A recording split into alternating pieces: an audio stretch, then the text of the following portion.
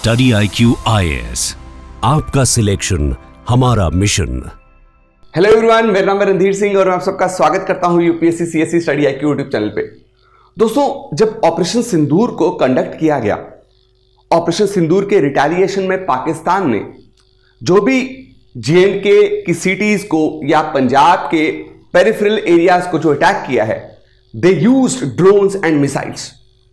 कल ही Indian government ने पूरी तरीके से क्लियर किया कि चाइनीज मेड मिसाइल्स P-15, जिसे थंडरबोल्ट मिसाइल भी बोलते हैं या थंडरबोल्ट 15 भी बोलते हैं, और टर्किश में ड्रोन, खास करके कौन से मॉडल के, एसिस गार्ड सोनगर मॉडल के ड्रोन्स जो हैं वो ज्यादातर यूज किए गए।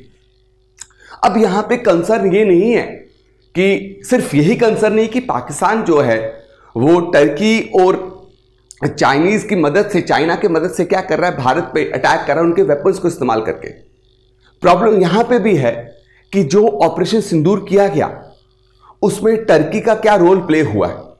दोस्तों, टर्की इकलौता ऐसा देश था टर्की जिसने ऑपरेशन सिंदूर को ओपनली कंडेम किया, जिसने बोला कि ये जो ऑपरेशन किया है भारत ने, ये पूरी तरीके से आपका गलत है।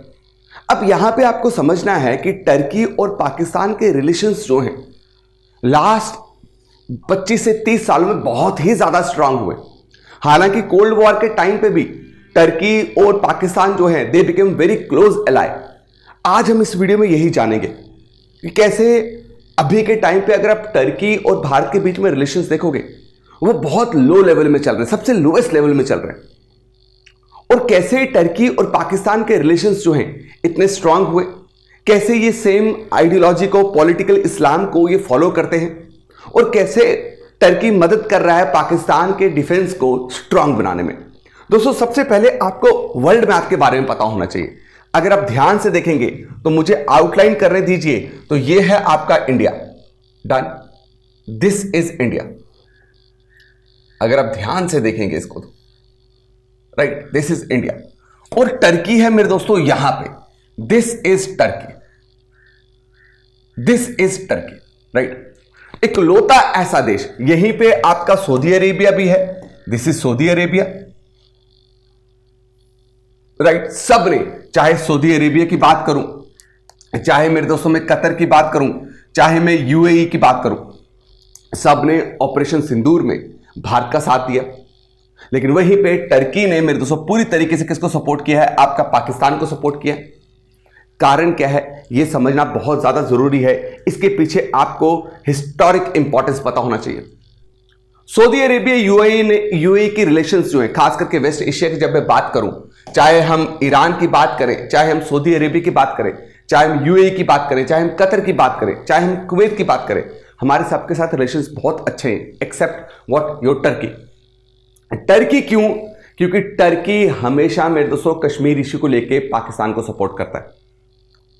रिसेंटली फरवरी 2025 में जो टर्की के प्रेसिडेंट है अर्दगान, उन्होंने फिर कश्मीर इशू पे जो स्टेटमेंट दिया था उसको इंटरनेशनल लेवल पे मेरे दोस्तों भारत ने उसकी निंदा की थी, उसको कंडेम किया था कि कैसे टर्की दो देशों के बीच के मैटर पे ऐसे इन्वॉल्व हो सकता है और दो देशों के जो बीच में जो डिस्प्यूट है उसमें वो पाकिस्तान का साथ दे सकता है, उसको न्यूट्रल रहना चाहिए था।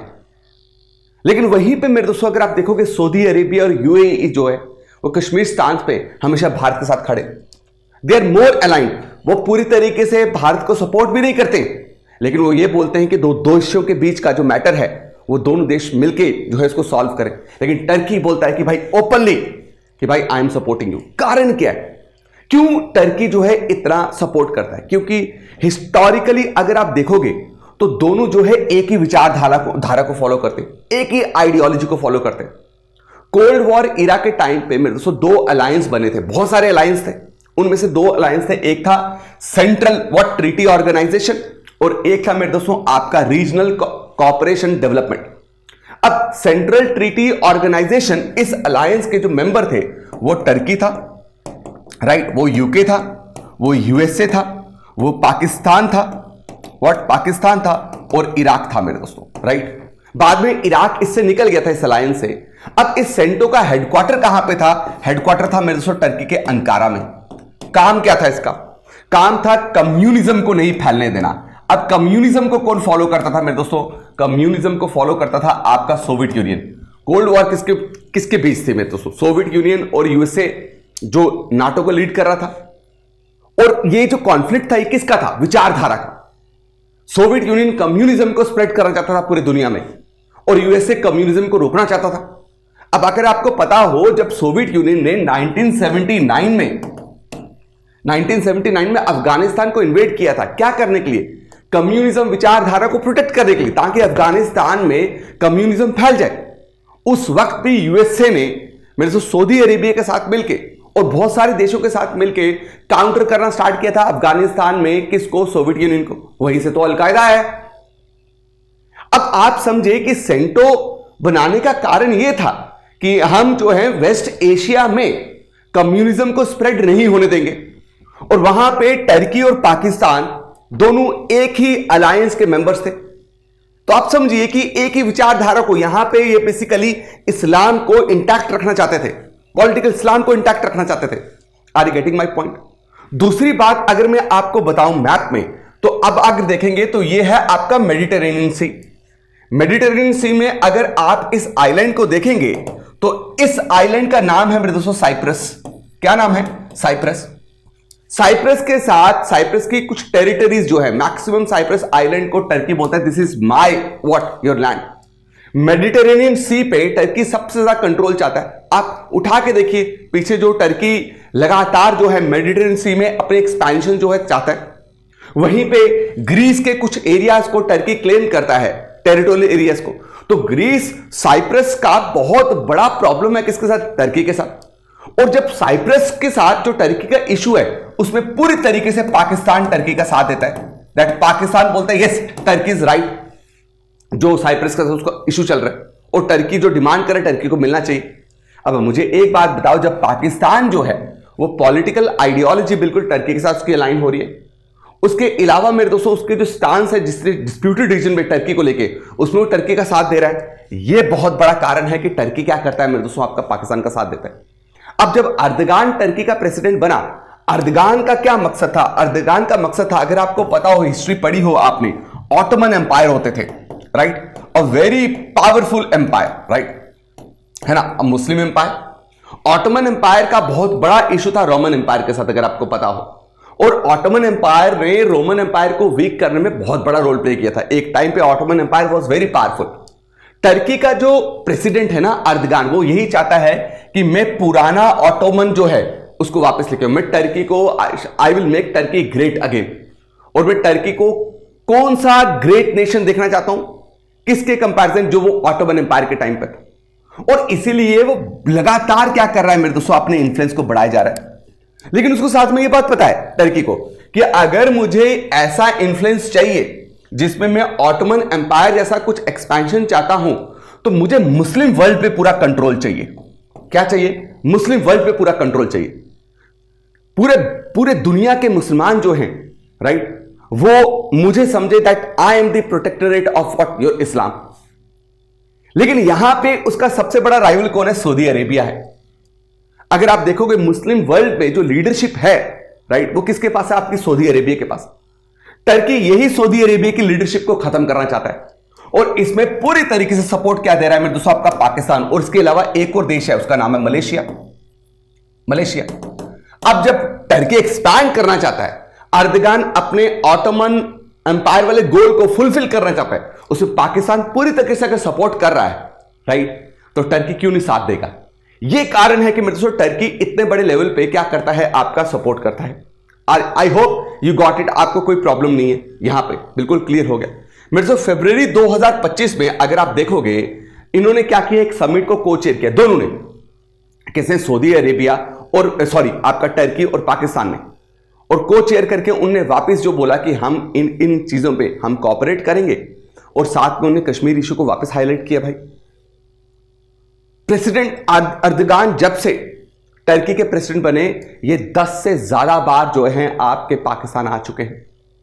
और पाकिस्तान की असेंबली में खड़े होके this person told, this president of Turkey told कि PoJK, Pakistan occupied Jammu and Kashmir, वो लीगल ऑक्यूपेशन है किसकी? पाकिस्तान की। और जो कश्मीर जो भारत के पास है, that is also an integral part of what Pakistan. बहुत सारी इंटेलिजेंस है कि टर्की बहुत बड़े लेवल पे एनजीओ को फंड करता है कश्मीरी यूथ को अलाइन करने के लिए टर्किश आइडियोलॉजी के साथ कश्मीर में। ये बहुत बड़े लेवल पे मेरे दोस्तों कॉन्स्पिरेसी हो रही है। अब टर्की पूरी तरीके से चाहता है कि मैं सऊदी अरेबिया और यूएई को मुस्लिम वर्ल्ड की लीडरशिप से हटा दूं। इसके लिए वो अलायंस बना रहा है, और अलायंस सबसे बेहतरीन कौन है? पाकिस्तान और मलेशिया पूरा साथ दे रहे। 2019 में मेरे दोस्तों मलेशिया में कुआलालंपुर में समिट हुई, जिसमें पहली बार सऊदी अरेबिया की लीडरशिप को चैलेंज किया गया, भाई Saudi Arabia is not fit to be called the leader of Muslim world. आप समझ रहे? तो इस आइडियोलॉजी को आपको समझना है। अब पाकिस्तान टर्की को क्यों इतना वैल्यू देता है आपको समझना है, क्योंकि जो पाकिस्तान ऑक्युपाइड जम्मू एंड कश्मीर है, मैंने आपको बोला ना, उस पे इसका स्टांस जो है बहुत ओपन है। ये ओपनली मेरे दोस्तों आपका सपोर्ट करता है पाकिस्तान को। 2025 में मैंने आपको बोला कि अर्दगान ने क्या बोला कि सारे कश्मीरी जो हैं वो मेरे भाई हैं, राइट? जिसकी वजह से भारत ने क्या किया? डिप्लोमेटिक प्रोटेस्ट किया। अब पाकिस्तान टर्की, चाइना और अजरबैजान को यूज करता है। अभी भी आपको पता है जो सीज फायर हुआ उसमें अब जो न्यूज असल में निकल के आ रही है वो ये है कि पाकिस्तान ने खुद बोला डी एस्केलेट करने के लिए। पाकिस्तान ने बोला कि भाई मैं बियर नहीं कर सकता, मुझे बहुत बड़ा लॉस हुआ है, इसे रोका जाए। बहुत बड़े लेवल पे उनके क्रिटिकल इंफ्रास्ट्रक्चर को डैमेज पहुंचा है। जब भी मेरे दोस्तों कोई इंटरनेशनल क्राइसिस होता है तो पाकिस्तान, चाइना, अजरबैजान और टर्की का मदद लेता है। अब यहां पे आपको एक और चीज समझनी है मेरे दोस्तों, यहां पे Azerbaijan is also against India in Kashmir issue. Azerbaijan, Pakistan और टर्की का स्टैंड जो है वो बहुत क्लियर है किस पे? कश्मीर इशू पे। अब देखिए, सिर्फ ये पॉलिटिकल सपोर्ट नहीं दे रहे या डिप्लोमेटिक सपोर्ट नहीं दे रहे, टर्की का डिफेंस सपोर्ट भी बहुत ज्यादा है। टर्की मेड सबसे हाईटेक वेपन्स जैसे आपका बैरक्टार ड्रोन्स, जैसे कमान केस क्रूज मिसाइल, और जो ये अभी रिसेंटली ड्रोन्स यूज किए गए मेरे सो, ये सारा डिफेंस जो है ये किसके तरफ से प्रोवाइड किया गया है? टर्की की तरफ। अभी से नहीं है, बड़ी देर से चल रहा है। एक टाइम पे पाकिस्तान को सबसे ज्यादा आर्म सप्लाई करता था चाइना। अब मेरे दोस्तों टर्की जो है आपका सेकंड नंबर पे आ रहा है चाइना के बाद। टर्की चाइना के बाद दूसरे नंबर का देश है जो पाकिस्तान को सबसे ज्यादा क्या करता है? आपका डिफेंस इक्विपमेंट्स प्रोवाइड करता है। 2018 में पाकिस्तान के साथ इन्होंने $1 बिलियन की डील करी, जिसमें बोला कि हम आपकी नेवी को स्ट्रेंथन करेंगे। और उससे पहले पाकिस्तान जो है किसकी मदद लेता था? फ्रेंच फर्म की। सोचिए किस तरीके से इसने इसको साइड किया है। अब इसका इंपैक्ट क्या है? इंपैक्ट ये है, और इंडिया कैसे रिटेलिएट कर रहा है मेरे दोस्तों।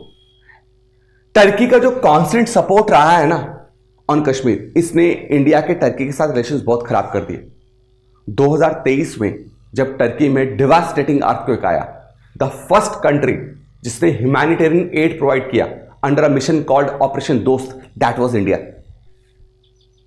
आप उठा के देखिए ऑपरेशन दोस्त के बारे में, पहली कंट्री में दोस्तों जिसने रिस्पॉन्ड किया और जिसने सपोर्ट किया किसको? टर्की को इस डिवास्टेटिंग इवेंट में, दैट वाज इंडिया। लेकिन उसके बाद भी Turkey constantly Turkey supporting what? Your Pakistan. अब मेरे दोस्तों इंडिया कैसे काउंटर कर रही है? इंडिया ने कैसे रिस्पांस दिया है इस टर्की पाकिस्तान एक्सिस को? ये जो टर्की और पाकिस्तान का एक्सिस है इसको इंडिया कैसे तोड़ रही है? इसको इंडिया कैसे काउंटर कर रही है? इंडिया उन कंट्रीज को इंटरनेशनल लेवल पे सपोर्ट कर रही है जो टर्की के खिलाफ है। जैसे ग्रीस बहुत बड़ा राइवल है किसके साथ? टर्की के साथ। तो ग्रीस का जो स्टैंड है उसको सपोर्ट कौन कर रहा है मेरे दोस्तों? आपका इंडिया सपोर्ट कर रहा है। साइप्रस के स्टैंड को मेरे दोस्तों इंडिया सपोर्ट कर रहा है। इवन अगर मैं आपको बताऊं, यहां पे दो देश के बीच में प्रॉब्लम है, अर्मीनिया और अजरबैजान। किसको लेके मेरे दोस्तों? Nagorno Karabakh. अगर आपने नाम सुना हो, क्या? Nagorno Karabakh. Nagorno Karabakh is a region, right, जो सेम जैसे इंडिया और पाकिस्तान के बीच में Pakistan occupied Jammu and Kashmir is a what? Disputed region. ठीक है, दोनों के बीच में डिस्प्यूट चल रहा है। सेम इसी मैनर पे अर्मीनिया और अजरबैजान ने कहीं जंगें लड़ रही हैं मेरे दोस्तों, किसको लेके? नगोर्नो काराबाख को लेके। अब अजरबैजान को कौन सपोर्ट करता है? टर्की। टर्की करता है एम्युनिशन प्रोवाइड करता है। अजरबैजान को पाकिस्तान पूरी तरीके से सपोर्ट करता है, तभी तो अजरबैजान पाकिस्तान को लेके मेरे दोस्तों पूरा खड़ा है कश्मीर इशू पे। अब यहां पे इंडिया ने क्या किया, इंडिया ने सारा सपोर्ट अर्मीनिया को दिया। एक टाइम पे अर्मीनिया का जो सबसे लार्जेस्ट आर्म सप्लायर था that was Russia, now it is replaced by India. India is now the largest arm supplier to Armenia. India का जो सबसे पहला इंडिजिनसली डेवलप्ड डिफेंस सिस्टम है, नाम बताइएगा कमेंट सेक्शन में, उस डिफेंस सिस्टम को मेरे दोस्तों खरीदने वाला कौन था, आपका अर्मीनिया था, ताकि वो अजरबैजान को काउंटर कर पाए। प्रॉब्लम यहां पे ये है कि भाई ये बाहर बैठ के इंडिया को क्या कर रहे हैं, उनकी नेम शेमिंग कर रहे हैं, इसलिए इनको रोकना बहुत जरूरी है। ये पाकिस्तान को सपोर्ट प्रोवाइड कर रहे हैं, इनको रोक रहे हैं तो इनको उसी जगह पे कमजोर किया जाए। तो इनके जो मेरे दोस्तों आपके एनिमीज हैं उनको इंडिया क्या कर रहा है, आपका सपोर्ट कर रहा है। आई होप कि आपको मेरे दोस्तों इस आर्टिकल के बारे में अभी तक जो मैंने बताया बहुत बेहतरीन तरीके से समझ आया। फिर आपको अगर पता हो 2023 में G20 समिट हुआ, राइट। G20 समिट में इंडिया के पास प्रेसिडेंसी आई और वहां पे अनाउंस हुआ क्या, IMEC प्रोजेक्ट, जिसको क्या बोलते हैं, India middle east Europe corridor, जो यहां से होते हुए मेरे दोस्तों आपका UAE से होते हुए, सऊदी अरेबिया से होते हुए मेरे दोस्तों इजराइल से होते हुए टर्की को बाईपास कर देगा, टर्की को बाईपास करके ग्रीस के साथ कनेक्ट करेगा। मतलब ये इतना इंपॉर्टेंट इंफ्रास्ट्रक्चर प्रोजेक्ट रहने वाला है जिसमें इंडिया को कनेक्ट किया जाएगा यूरोप के साथ, ट्रेड को बूस्ट करने के लिए, सबको फायदा होगा। और इसमें मेरे दोस्तों आपके पोर्ट्स को डेवलप किया जाएगा, रेलवे लाइन बनाई जाएगी, बेहतरीन रोडवेज बनाई जाएंगी। लेकिन इसमें टर्की को भी लिया जा सकता था, लेकिन टर्की को इसलिए नहीं लिया है, the reason is what, it's support to Pakistan. इसको लेके टर्की ने बहुत बड़े लेवल पे प्रोटेस्ट किया कि भाई why I am not part of it, क्योंकि मेडिटेरेनियन रीजन पे वो लगातार अपना क्या कर रहा है मेरे दोस्तों, आपका वर्चस्व बना रहा है। लेकिन अब जब ये हुआ तो टर्की प्रोटेस्टेड और टर्की ने काउंटर इंफ्रास्ट्रक्चर प्रोजेक्ट स्टार्ट किया, जिसको क्या बोलते हैं, Iraq development road. It is a rival to what, this project. तो ये तरीके हैं कि टर्की को समझाया जाए कि आप पाकिस्तान को सपोर्ट ना करें, क्योंकि पाकिस्तान और इंडिया का जो प्रॉब्लम है उसमें थर्ड पार्टी इंटरवेंशन किसी भी तरीके से एक्सेप्ट नहीं की जाएगी। मेरे दोस्तों दिस वाज द आर्टिकल कि कैसे टर्की और पाकिस्तान के रिलेशंस जो है बेहतरीन हुए और कैसे इंडिया उसको काउंटर कर रहा है, क्या मिलिट्री कंसर्न्स इस बार ऑपरेशन सिंदूर के बाद देखने को मिले और आगे हम क्या स्टेप्स लेने वाले हैं, मैंने आपको सारा इस वीडियो में क्लियर कर दिया। मैं उम्मीद करता हूं कि आपको वीडियो बहुत अच्छे से समझ आई है। मेरे दोस्तों उसके साथ ही आप में से जो भी यूपीएससी की तैयारी कर रहा है तो आपके लिए एक बहुत बेहतरीन course, a long term course, सबसे पहले बोल दूं कल इसकी लास्ट डेट है, 15th May is the last date. What, 15th May is the last date. इसमें आप एनरोल करेंगे तो आपको फायदा क्या होगा, सबसे पहले 1000+ आवर्स की आपको लाइव क्लासेस मिलेंगी। उसके बाद you will be eligible for prelims residential programme, यानी कि इस कोर्स में एनरोल होने के बाद अगर आप हमारे वीकली और मंथली टेस्ट में बेहतरीन परफॉर्म करते हैं तो मेरे दोस्तों आपको फ्री ऑफ कॉस्ट अक्टूबर के टाइम पे करोल बाग सेंटर दिल्ली में बुलाया जाएगा। अंडर 100% स्कॉलरशिप, आपका रहने का, खाने का, पीने का और पढ़ने का खर्चा सारा स्टडी आई का होगा। और अगर आपने ये प्रीलिम्स क्लियर कर दिया तो जो फी आपने दी होगी वो फुल फी आपकी रिफंड हो जाएगी मेरे दोस्तों, फुल फी रिफंड हो जाएगी।